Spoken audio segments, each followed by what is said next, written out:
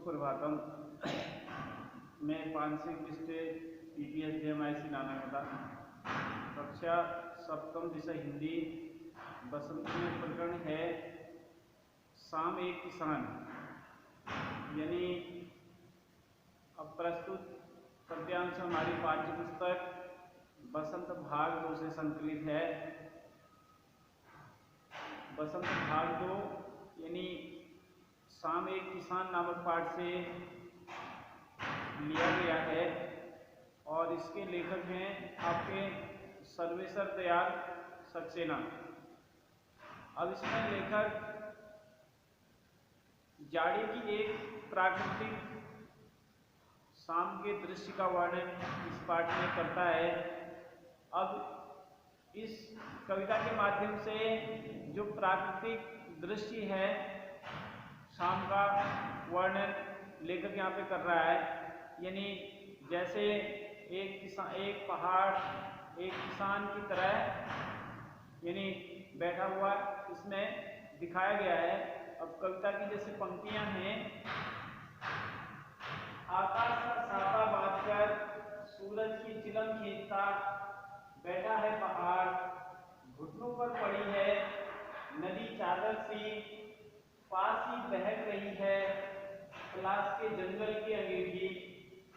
अंधकार दूर पूर्व में सिमट बैठा है भेड़ों के गल्ले सा, अचानक बोला मोर जैसे किसी ने आवाज दी। अब ये कविता की पंक्तियां हैं। अब इसमें पहाड़ को इस प्रकार से दिखाया गया है जैसे एक किसान की तरह है, वह पगड़ी बांधे हुए बैठा हुआ है। अब जैसे आकाश का साफा बांधकर, अब पहाड़ ऐसा लग रहा है क्योंकि शाम का समय है, सूर्य अस्त होने को है और पहाड़ों में जो धूप है वो ऊंची ऊंची चोटियों में जा चुकी है और आकाश ऐसा लग रहा है जैसे पहाड़ ने उसका क्या बांधा हो, पगड़ी यानी सोफा यानी पगड़ी बांध रखी हो। पहाड़ ऐसा प्रतीत हो रहा है जैसे उसने आकाश की एक पगड़ी बांधी हो। सूरज की चिलम खींचता बैठा है पहाड़।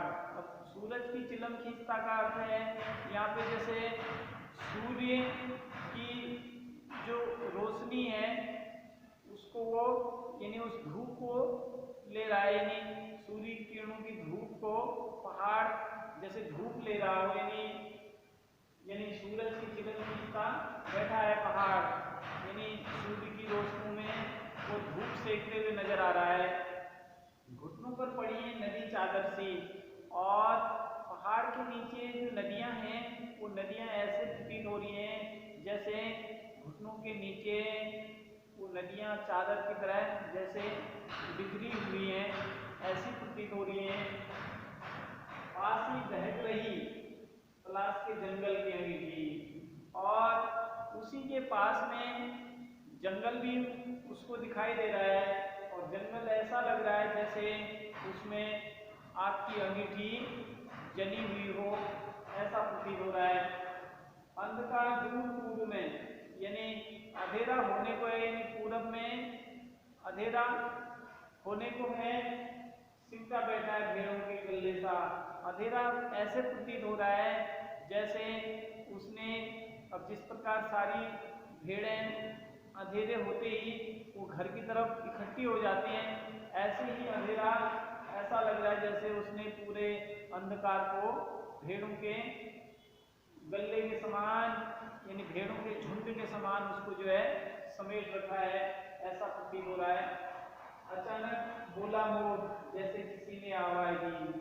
अचानक शाम होते ही फिर मोर भी बोलने लगते हैं, मोर की भी आवाज यहाँ पे सुनाई दे रही है। अब ऐसा लग रहा है जैसे किसी ने आवाज दी, यानी शाम होते ही मोर भी बोलने लग रहे हैं। इससे ऐसा लग रहा है जैसे किसी ने आवाज दी, सुनते हो चिलम आधी धुआं उठा।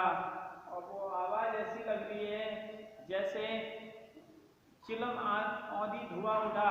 अब जिस प्रकार जो बुजुर्ग लोग होते हैं वो इसमें तंबाकू पीते हैं और उससे फिर वो धुआं छोड़ते हैं, ऐसे सूर्य की जो रोशनी है सूरज डूबने को है, यानी सूरज डूब रहा है यानी अस्त हो रहा है, उसके बाद पूरा अंधेरा छा जाता है, चारों तरफ अंधेरा ही अंधेरा छा जाता है, यानी रात हो चुकी होती है। तो ये इस पाठ में था एक शाम एक किसान, यानी एक शाम का जो वर्णन है एक किसान के रूप में यहाँ पे किया गया है। इस वीडियो में इतना ही पढ़ेंगे, शेष अगले वीडियो में पढ़ेंगे। धन्यवाद।